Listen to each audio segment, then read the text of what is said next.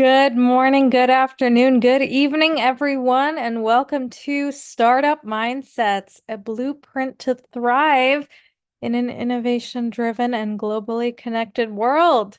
My name is Michelle Eisenberg, and I am a program assistant here at the Nasdaq Entrepreneurial Center. And for those of you who may not know, the Nasdaq Center is a nonprofit that's building a better path for entrepreneurs worldwide by improving inclusion, access, and knowledge in entrepreneurship. So, as you will see in the chat in just a moment, the Nasdaq Center provides programs, resources, and exceptional mentorship to entrepreneurs across all races, industries, and geographies. So, definitely make sure to check out those links and resources in the chat.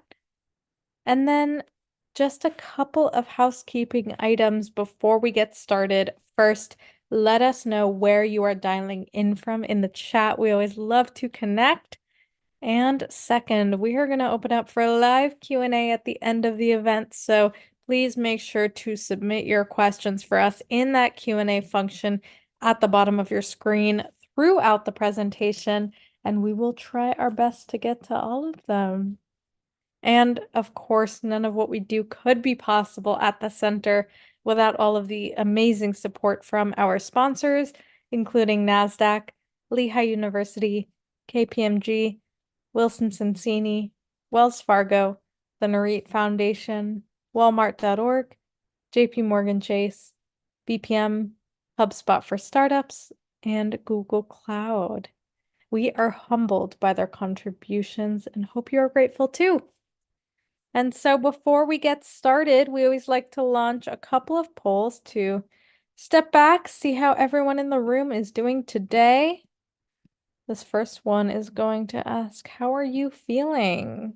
How are you feeling about your business? Fearful, anxious, surviving, or optimistic? We'll give this one a couple moments for folks to respond here. Awesome. Thank you. Thank you. All right, I'll give it one more moment.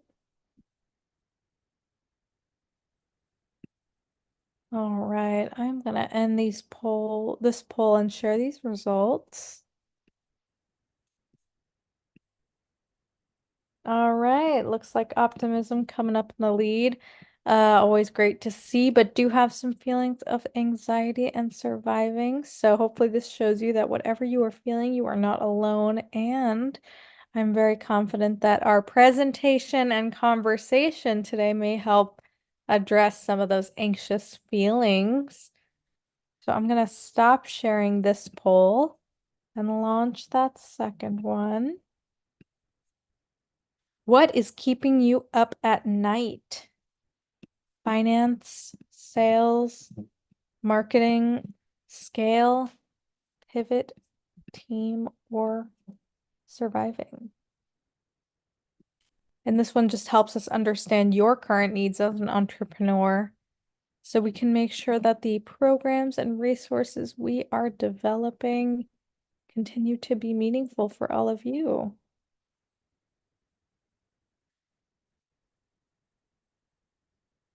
Awesome. We'll give it one more moment.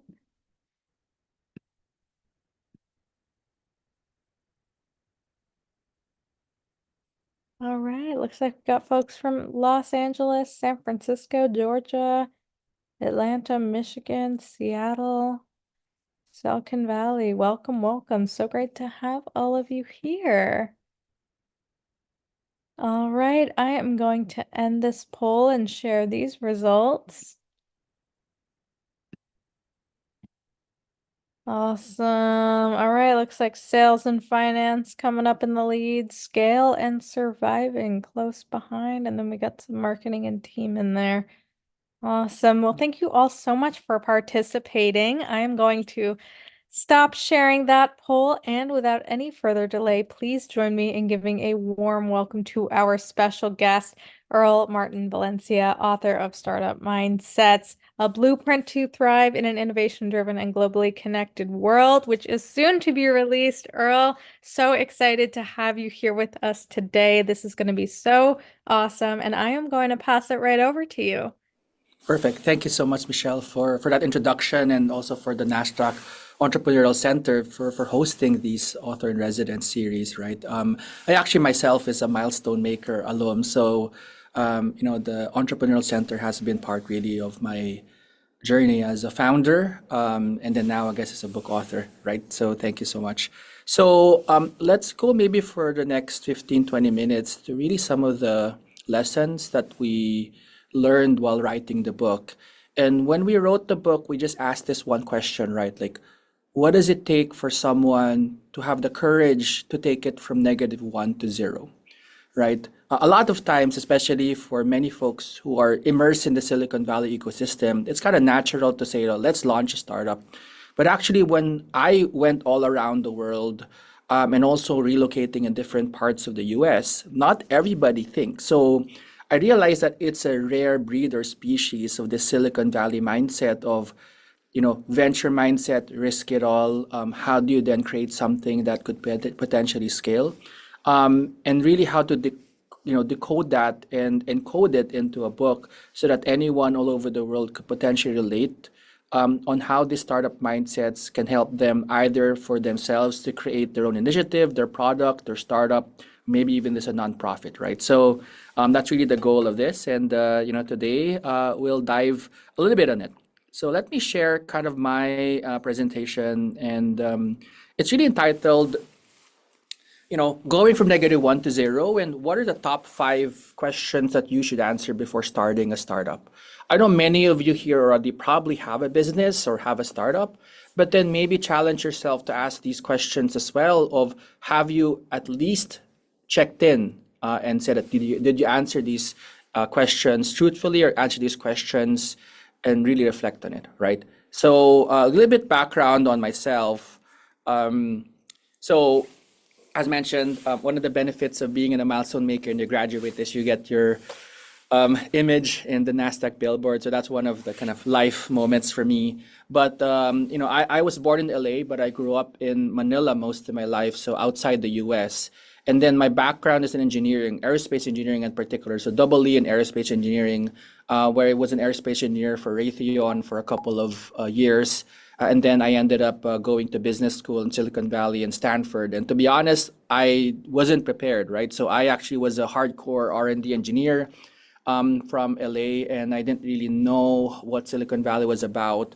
And then I had my classmates who were born in Silicon Valley or went to Stanford, and they just thought differently. And I realized, like, what's going on? Like, did I live in not the same country? But I realized that it's a little bit of an exclusive mindset or exclusive club that then I was at least getting some introduction to.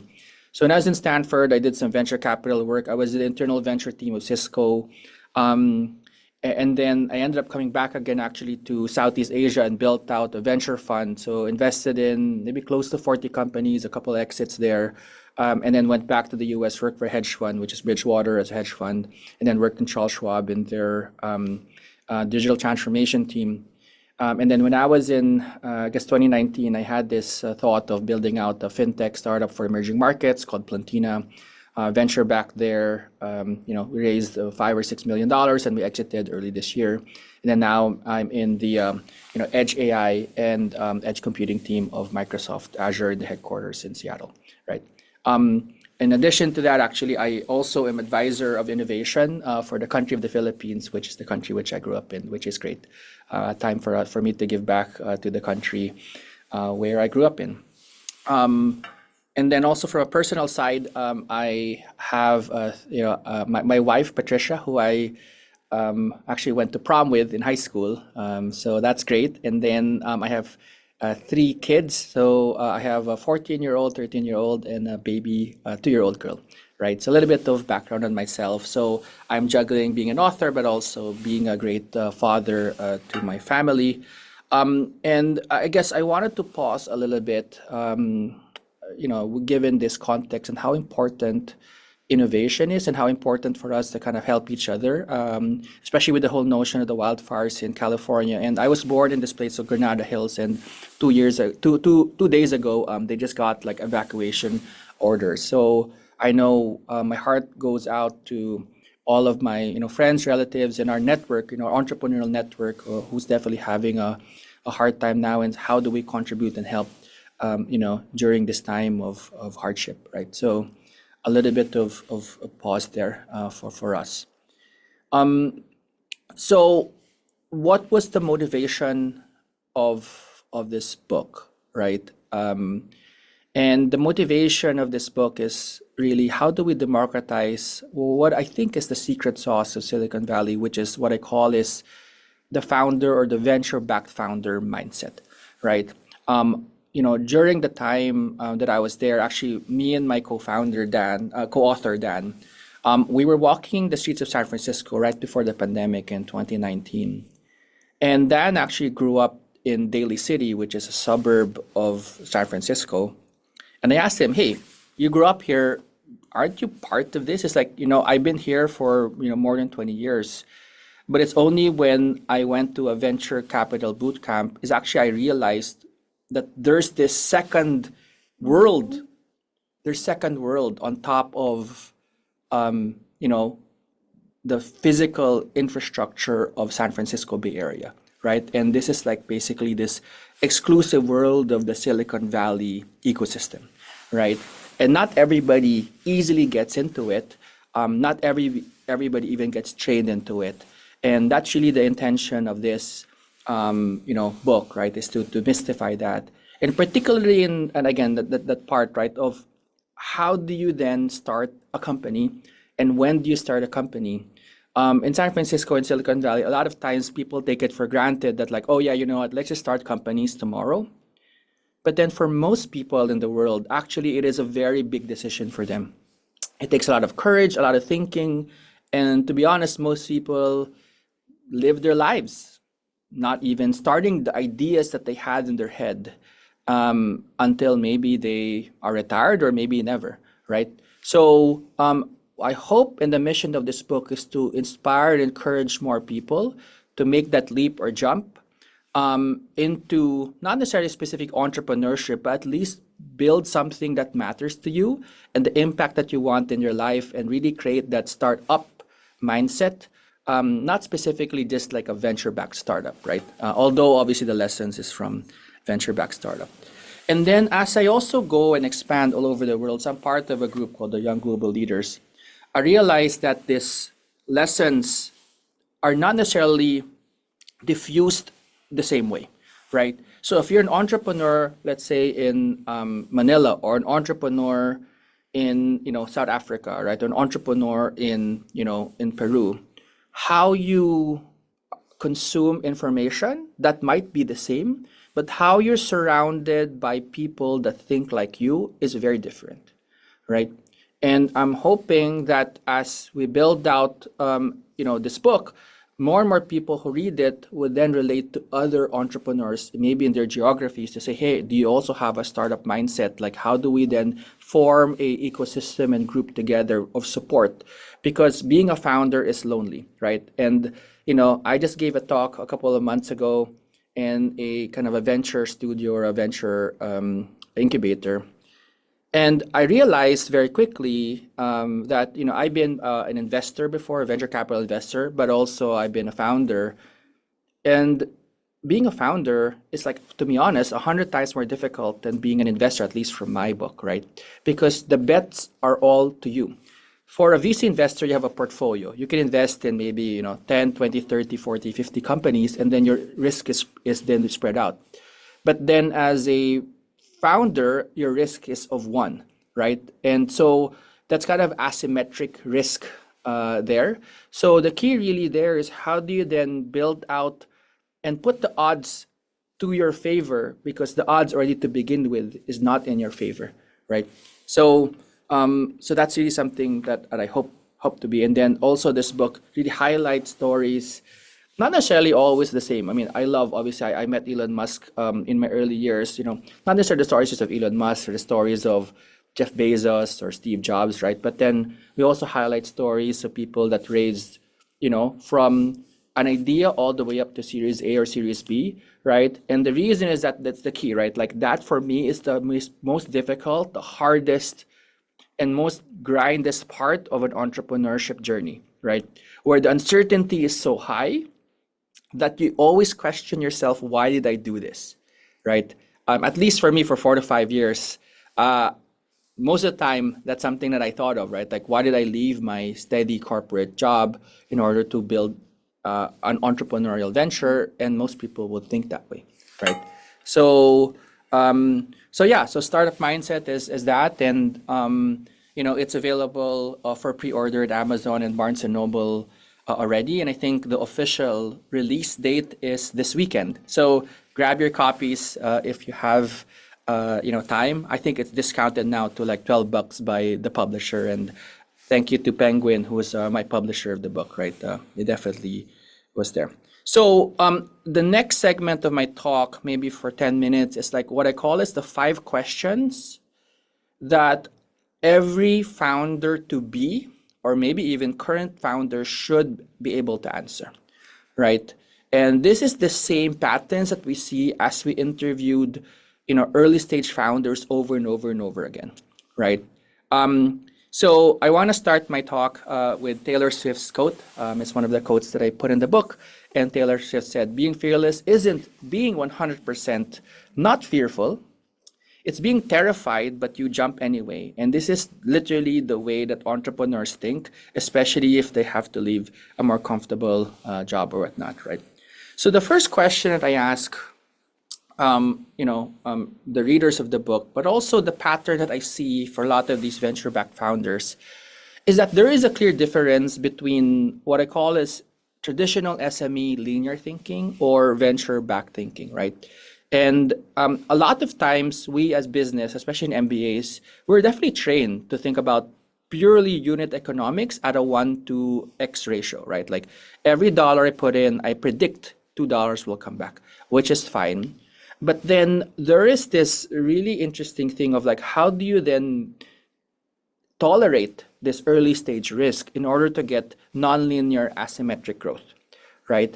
And as you see kind of from the chart here, ultimately there is this cross point where the slope of, potentially a scalable startup will then outpace a traditional straight line SME, right? And it's more of a thinking. So I'm not necessarily one is better than another. There are billionaires in the world who have real estate empires, food and beverage empires, etc. But then how do you then look at, in a short amount of time, how do you tolerate that risk part in the bottom in order for you to potentially gain that asymmetric growth, right? So it's really difficult. And as a venture-backed founder, it's a lot of it also is hope and praying. But you just have to believe if your model is scalable, that you can then create into this hockey stick, right? And that is something that I guess as founders, you need to think about. And most of the founders we interviewed have this strong belief that how do I build a business? It might not be predictable now, but then I have a model for me to create and jump into this hockey stick.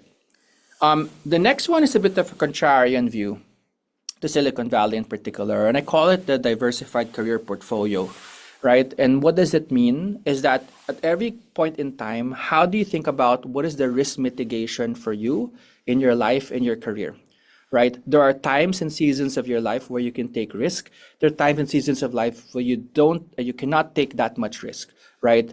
And at the same time, there are times in your life, maybe you have to do both. So there are founders which I would then see that they incubate the startup while they are having their main, let's say, full-time job, right? And then they incubate that because they cannot risk it all.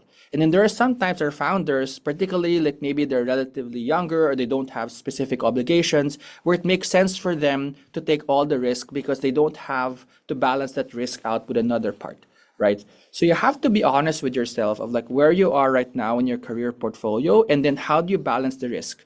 I actually came from the hedge fund industry, and that's really the tenet of a hedge fund, right? Like, how do you balance risk in the portfolio?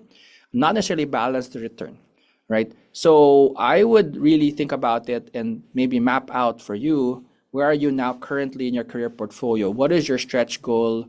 What is the safe choice? What's a logical choice, right? And then map that out in your career right now. And my recommendation is to have a little bit of exposure, like a stock portfolio, in each part of this quadrants, right? And have really a diversified career portfolio at any given time, or consciously over-index in one just because you can tolerate the risk, right? So that's another thing that I've seen some of these founders have, which is great. The next question that I observed in many founders, and a question that then I ask even the founders that I ended up funding, is what is the focus filter? Not necessarily based on the market, but based on your own personal ambition, right? And why is that? Because as you see that asymmetric growth, you need to dream and have that personal mission and aspiration to grow into the millions or billions of dollars and or users, right? And the only way you can think about that is to think about either the market or geography that you want to attack, and then what is the function that you are actually, what I call is the best in the world in. And most of the founders, they go into venture capital and they're very confident of like, I am the best, let's say in AI models for cars, right? Thus, I'm gonna go towards that. Or let's say I am basically the best in the world of sales of enterprise software, and that's what I'm gonna lean on to. And the reason is that that's then a basis for you to form a team that complements you and your strength. And that's also what venture capital will bet on, that you actually have an unfair advantage because of you and your skill set at day one. And then pair that really with what's the ambition of scale that you have, let's say in the millions of billions, and is that even the right TAM for that, right? And then can that geography that you're focusing on tolerate that, right? So, and this is something that I've seen in many pitches from, especially in other emerging markets, right? They can say, oh, I am from this market, but then ultimately, what is the addressable market from your country might be small, right? Or in the US, I can say, oh, my target market is the entire US, but then how many people actually could buy your specific product? And then that's the way that you have to think about your geography filter mirrored with your function filter, and then also your scale filter, and then put everything together. And how does it also align with you, right? Does it all align to you, right? And that's something to really reflect on. As founders, actually, I was in a VC meeting and they asked me this question, and I thought this was a great one, right? And as founders, you have to be honest with yourself. Humility, to be honest with you, is the number one trait that I look for when I invest in founders. But ultimately, also as a founder, I have to question myself, like, do I really know my superpower? And do I know my weaknesses or my kryptonite at every given time, right? And this is from the Disney cruise, right? So that's Shang-Chi, so superhero. And really, it's really something to reflect on, right? Because if you know what your strengths are, then you know how to operate and build a complementary, maybe even co-founder set, right? And as you know also your weaknesses, how do you call that out so that you don't get blindsided as you go to market and maybe even compete? And a lot of startups, their competition is not other startups, right? Their competition are also large companies trying to go into these markets. So you really have to understand and build out yourself, your co-founder set, your team, in order for you to attack a market which, to be honest, is filled with peril, right? I think the probability for even a venture-backed company to succeed is maybe less than 10% at like Series A. So there's so much fraught with peril, and the only way I think that you can navigate that is to kind of really understand what you yourself is good at and what your team is really good at, right? And then the last one, which not many, and a lot, especially of, and I'm also, an engineer, right? So in engineering, I thought these are fluffy questions, But I saw and see, and especially when we interviewed a number of founders, the best ones are grounded with really understanding a couple of things, right? Like what really is the reason why the company was started, right?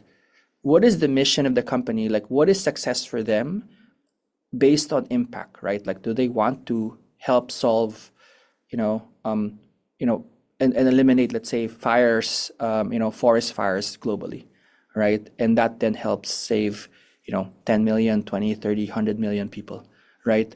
Um, what is the core values of the company that it is based on, right? Like, would you get an investor that might not believe in your mission? Would you get maybe the best technical employee, but they actually don't care about what you're building, right? So early on, maybe even at day zero or day one, as you build out your initiative, you have to really map out what matters to you and your company and why, because later on, that would be the filter on tough decisions, right? So we in our company went through the pandemic and built out the company during the pandemic, and we had to say no to some employees, some investors, even in desperate times, right? Like say if cash burn is less than 6 months and the stress level is high, we always have to go back first to our values and say, is this the right type of decision that's aligned to why we started this company all along? And we always had to have that as a filter as founders, because if not, then you're guided by who knows what, right? So always ask this question, what matters to you most and why? And I borrowed this actually from a Stanford. So this is the Bean Stanford essay, especially for the GSP, right? So I'll end really my presentation here with a quote from Michael Jordan, which I grew up in. It's one of my childhood heroes. As founders, really, it's difficult, right? Venture-backed founders, difficult. To even start an initiative and quit something comfortable is difficult. To even start a side project is difficult, right? But I'm inspired by a quote like this, which is, some people want it to happen, some people wish it would happen, but kudos to every one of you listening that make it happen, right? So thanks so much for this, and looking forward to meeting all of you in person, online, and if there are any comments in the book or reviews, please let me know. And with that, Michelle, take it away. Thank you so much. Awesome, Earl. Thank you so much. That was incredible. Just to kick us off with this first question, based on your conversations with founders, investors, ecosystem leaders, how would you define a startup mindset? What are the principles that are key for an entrepreneur to adopt in order to maintain success in an ever-changing, fast-paced environment? Yeah, a startup, to be honest, we always ask, so in the podcast that we created, we ask each entrepreneur, like, what is your startup mindset, right? And it's the principles that ground you of why you want to start something, an initiative, right? So it could be because my startup mindset is I want to help a lot more people in the world, and that's why I'm doing this, right? It's this grounding sense inside of you of why you want to do something so uncomfortable that it matters so much to you, right? So and then a mindset really is this way of thinking, right? And as I mentioned to you, I always thought when I was in Silicon Valley and working there, this is normal. Like everybody, like, let's just start something, let's build a company, get venture capital, right? Or if not, let's just build an event like from zero.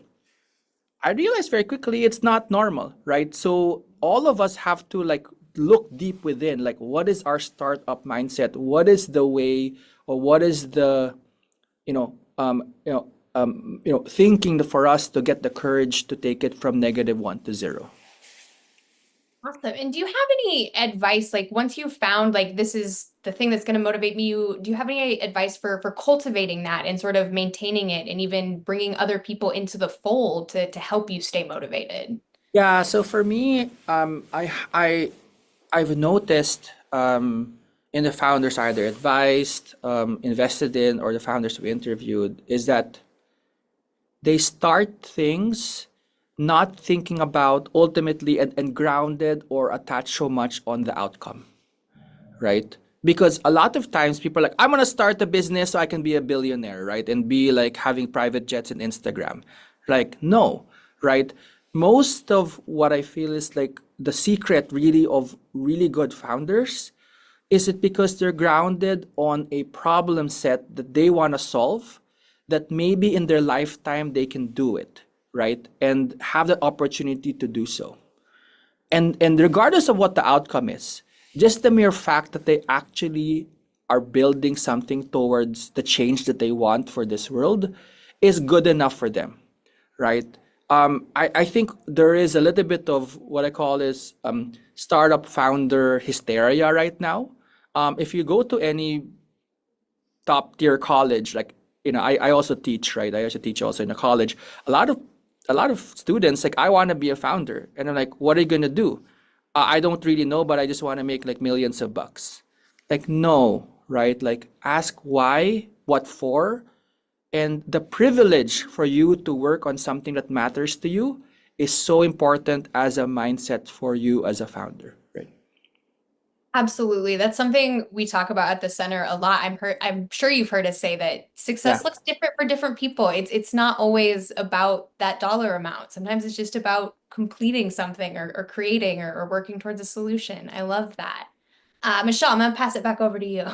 Awesome. Thank you so much. All right. Wonderful. And so, you know, disruption is a driving force then behind a lot of these innovations that are so groundbreaking that come into market. And so, what can entrepreneurs do to identify and capitalize on these opportunities when they happen, to drive impact and gain, greater competitive edge? Yeah, no, as an engineer, actually, right? Like I always thought technology was the secret, right? But ultimately, as a founder, when I became a founder, I realized that technology is a tool, right? So, it's a tool to solve a hard problem or a hard market, right? And what technology does, though, is two things, right? It democratizes things or makes things very exclusive or expensive to making it cheaper. And the technology also is a vehicle to scale, right? So that's the two advantages of technology. So you have to use technology really in combination with a really important problem that you want to solve, and that then is a vehicle for you to scale the impact that you want, right? So um yeah, I mean, I love, for example, I love AI, right? Like I love space, right? These are the two big technology areas that I loved since I was young. And I never went and thought about like how do I join the hype train. I always think about how can these things solve areas that I care about in my life, and sometimes it is not the right one, right? For example, now most of the pitches will probably have an AI component to it, which makes sense. Um, but ultimately, if I was gonna invest, I'm gonna ask them, do you really need AI to solve this problem? Yes or no, right? What you need to do practically, though, as a founder, and maybe also for people who invest, is you have to stay attuned to what is the leading edge of technology so you know if that's the right tool to use. So you just have to get smart at that and spend time and cycles for you to understand it. Else, other people who are going to get a little bit deeper in technology will know how to use it. Yeah, really interesting, especially as we have, I know, a lot of solopreneurs in the audience that are kind of working to figure out how to make it all work on their Yeah. own as they're kind of prepping to expand. So wonderful. And, kind of along those lines, for entrepreneurs at this stage, agility is so key, to thrive in these, rapidly changing landscapes. And so what does from your experience, what does leading with agility look like in practice, and what can entrepreneurs do to really cultivate this skill within themselves and their teams right away?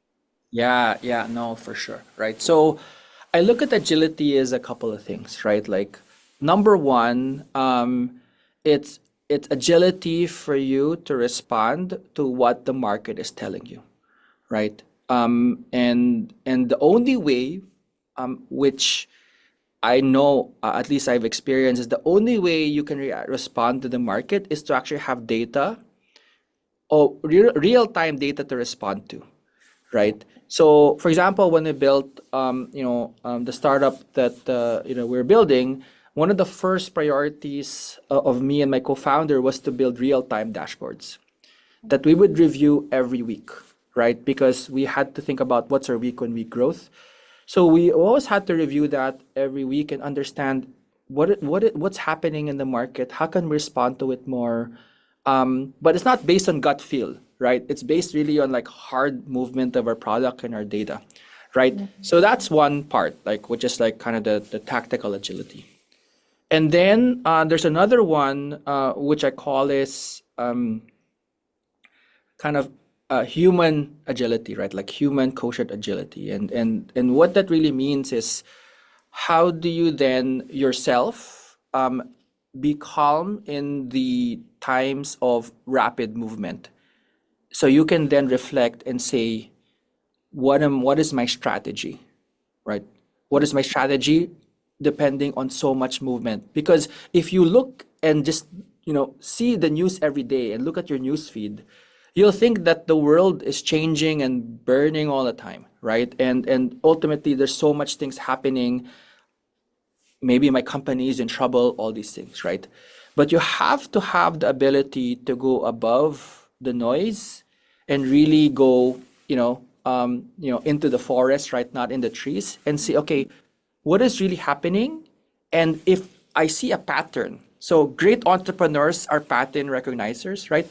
What is the pattern? And if I look down, if this is what's happening in the market, what is again humility for me to see should I act or not act or change my strategy, right? And that's the only time you do that, right? So I would say and set an exercise, to be honest, strategy should be reviewed maybe every 3 months, typically 6 months, but as a startup, maybe every 3 months, and say, is this still the right strategy for us to thrive, right? Is this the right theme for us to still thrive, right? And I think just have that notion on a rapid scale, maybe every quarter, to understand, am I still going the right direction towards this mission, right? So that's why I have it like what matters to you most as one of my last questions, because your mission and vision of your company does not change. Some of your strategies might change and tactics might change, but then ultimately your values, your mission, your vision does not change. So you have agility here tactically, but then you don't actually change why you started the company in the first place. Right. Super helpful. And I think it's so hard sometimes for entrepreneurs to really do that, slowing down to speed up. Yeah. It's so important. And love, kind of the routine that, they can implement, maybe every quarter or whatever it may be, that they're reviewing that strategy and fine tuning. So that's wonderful to put into practice.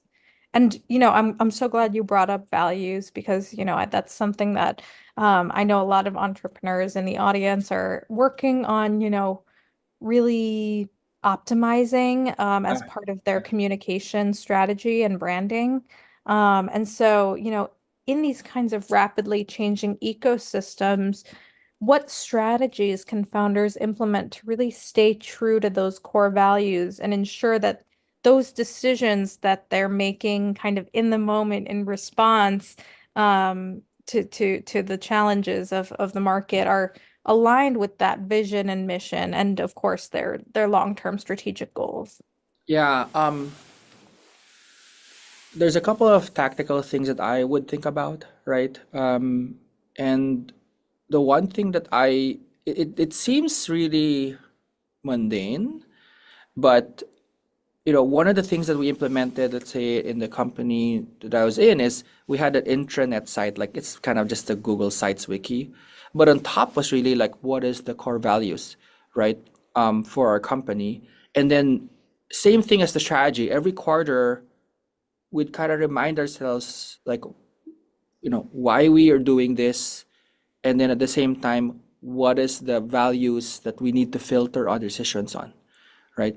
And as we look also in meetings, let's say we have a partnership that needs to be done, or even let's say a branding, let's say a campaign, we always gut check ourselves. So we empower ourselves and our team to ask those questions like, is this aligned to what we want to broadcast to the world? Right. And it's hard, right? Like, someone told me when I was young, it takes years for you to build reputation, but it only takes basically seconds for you to destroy it, right? Yeah. So it's the same for a company, right? Like probably even more, right? Everything you push out there should be, I mean, the tactical thing in marketing, it should be on brand, but I would challenge that it should be on value, right? Like it should be on mission and it should be on values, right? As you push out things.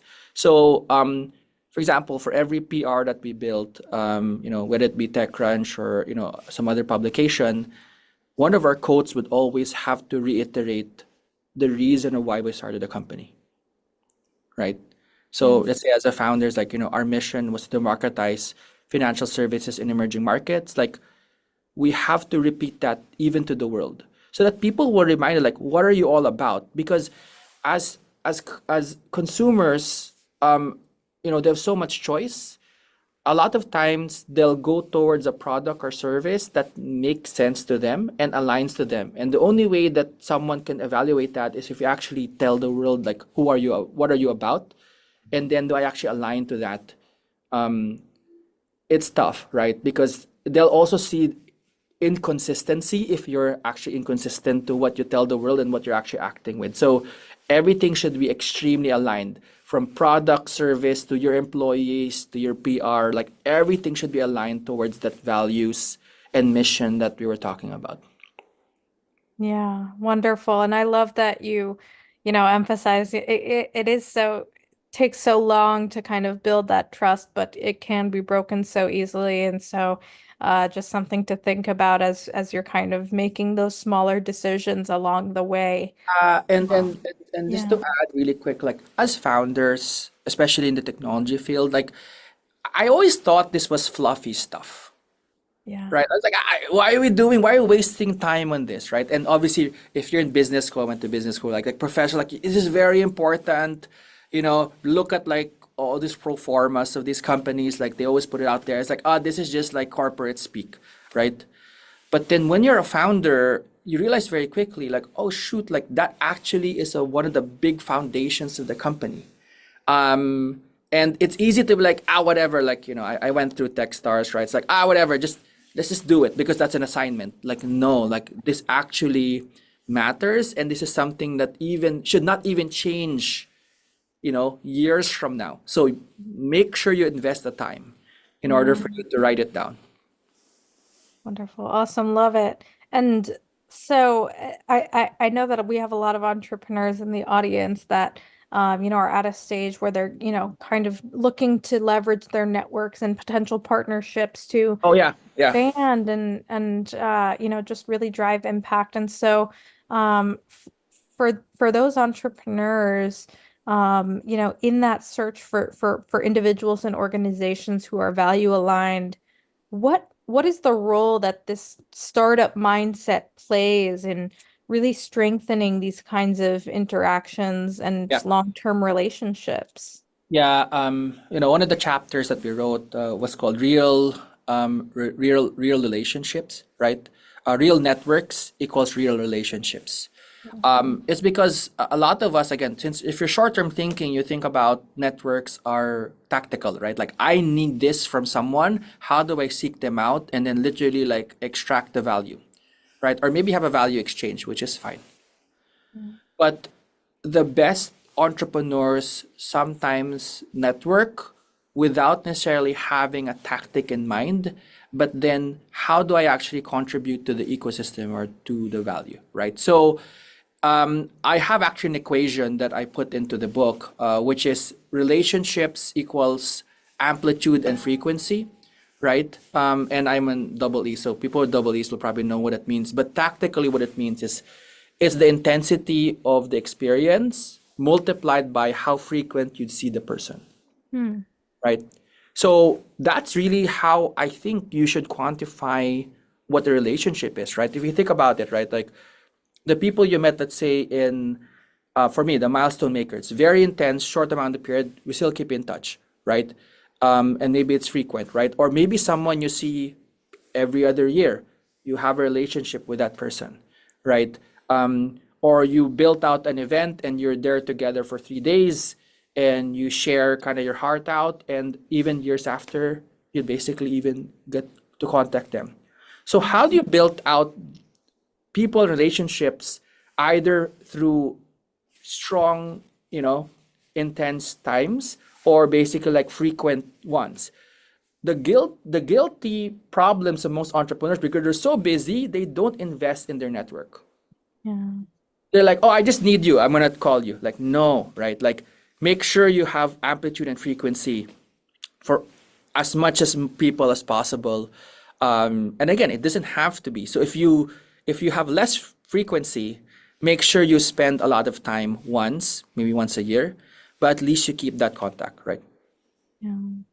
Yeah, wonderful. And yeah, absolutely so important is and we've done a couple sessions there kind of on like the emphasizing the follow-up is so key in really maintaining those strong relationships. So that's awesome.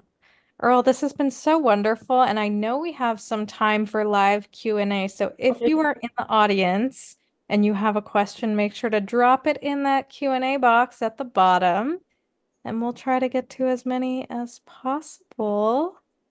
Wonderful. So I know we have a couple entrepreneurs here that have been asking about, just positioning themselves in well for potential funding. And we have somebody here that, is kind of asking about like best practices around bootstrapping versus seeking investment. And, what is kind of the role of the startup mindset in really positioning entrepreneurs for success in this area? Yeah, so the startup mindset really is a challenge, right? Also for you to just get started. Um, when I was younger, I always thought the end all and be all was to get venture funding, right? Like even when I was a VC, I was like, oh, you guys should be so lucky I gave you money, right? The older I become, I realize the importance of when is the right time to get the money. Yeah. What is the timing? And the reason is that once you get money, there's two things that happens. One is that it is not your company anymore. Like literally, it is not. You have the fiduciary duty to make sure all shareholders are getting the best return they can, right? And then the second one is that now the clock is ticking for you to have venture scale growth. Yeah. And that's really tough, right? Like imagine 15%, 20% month-on-month growth expectation. Like that is not normal. If you talk to your uncles and aunts and say, do you have a business? Yes. Do you expect yourself to grow 20% per month? Like maybe 20% per year. That's awesome. Yeah. 20% per month? Like that is crazy. So you have to ask yourself, what is that right time? Is the right time for you to get funding when you have product market fit? Is the right time for you as a founder and your family to be in the venture train? And so it's not just even your business, even yourself personally. Am I ready to take on to this venture train or not? And if not, then delay it. That's why, as I looked at my career portfolio, like maybe it's a time for you to incubate this longer until you're ready. Mhm. Sometimes it's a notion of like, can I save enough money for 6 months of runway so that I don't need money yet from a normal job, and then I can focus on building the product and go to market? I don't Mm. know. But these are practical things that I have seen. But I would say bootstrap as much as you can and then use venture to fuel the growth. That's a general heuristic, but I don't know, right? Like Yeah. sometimes it's really, really hard to not try to get venture capital as quickly as possible. Yeah, yeah. And of course it's going to depend on the individual business, but it's so important that emphasis there of yeah, like with certain kinds of funding, your business can kind of shift in terms of who has that decision-making power and kind of the goals that you need to Yeah. achieve and adhere to. So just definitely something to think about as you're progressing towards that potential goal. Wonderful. We have another question here. And I know we have a lot of entrepreneurs in the community that, are on the pathway or, in the process of transitioning to entrepreneurship full time. Any thoughts there, just around best practices for, supporting yourself in achieving those kinds of growth and success goals that are part of, hopefully at reaching a point where you're kind of full time as an entrepreneur, paying yourself all that. Yeah, for sure, right?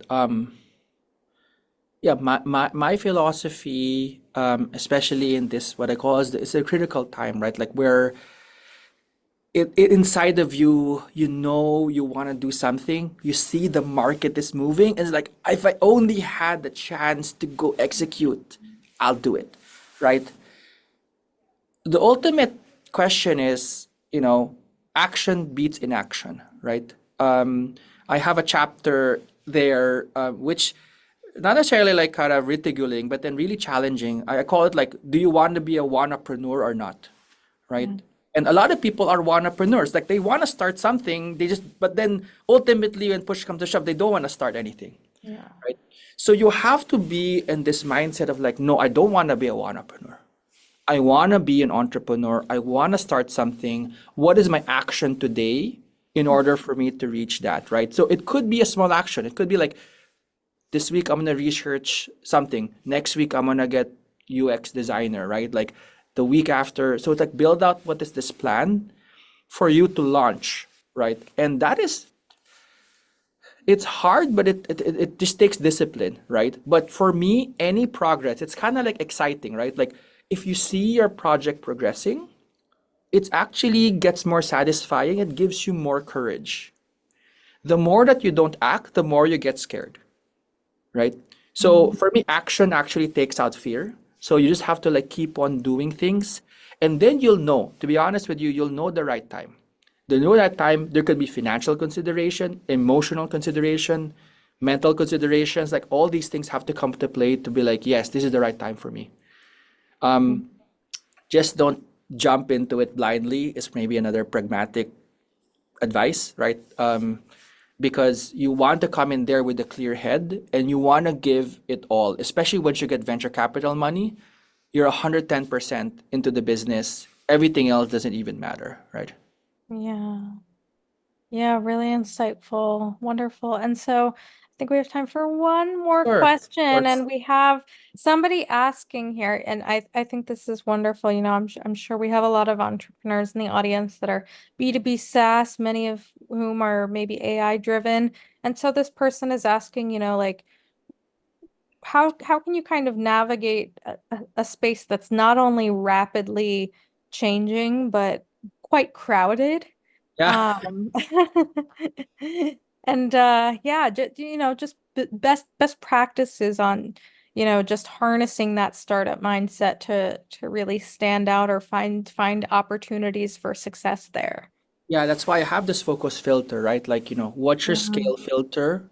What's your function filter, right? And what's your geography filter, right? Like, my philosophy is that you have to be like your ambition, your scale filter, and your function filter has to be like equals n equals one, right? N equals one just means that you should be the best in that geography, in that function, in order to attack the market.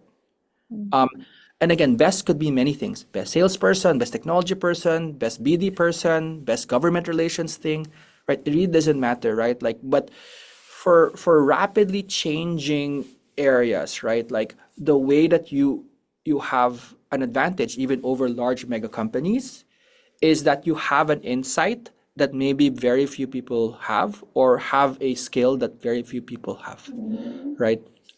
Insight is more of a business one. Like I know, let's say within the agriculture segment, this is the specific problem that most people have a hard time understanding.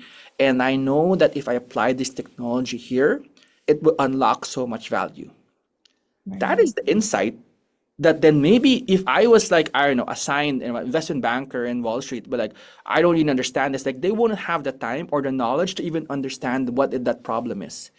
And then if you apply technology there, then you could scale, right? Like Mhm. that is a type of thinking that you should have and the confidence you should have. Because, you know, every time someone tells me, oh, I'm really scared and my number one competitor is Google, like, to be honest, Google probably doesn't care about your small problem. But if you do, but you know that this problem actually is what I call is unsexy now, but then a large market, like that's always the awesome problems, right, to solve. Yeah. Oh, really interesting. Yeah. And so it'll kind of just depend on the individual business and really honing in and identifying what your niche is there. So Exactly. amazing, Earl. This has been so awesome. If you had just one key takeaway or piece of wisdom, what Yeah. would that be? Yeah. I mean, for me, don't live a life of regret. Like start something now. The hardest part is -1 to 0. And, discover your own startup mindsets and put that on the wall, right? The world needs more entrepreneurs. The world needs more of people like you to build impact in the world. So thank you for, listening to this. And I'm looking forward to the stories that I'll hear from all of you of creating the change you want in this world. Amazing, Earl. Thank you so much. We put the link to Startup Mindsets in the chat, so definitely check that out. Really awesome read. And yeah, thank you for just such a great overview and actionable insights. And on behalf of the Nasdaq Center, we're just so grateful to have you here today with us. Thank you so much. Thank you, NASDAQ, for everything you do for entrepreneurs. Oh, wonderful. And to our audience, we would love to see you again for upcoming webinars, which you can view using that link that's going to be posted in the chat. And thank you all so much for joining us today. We look forward to welcoming you back online with us soon. Thanks, everyone.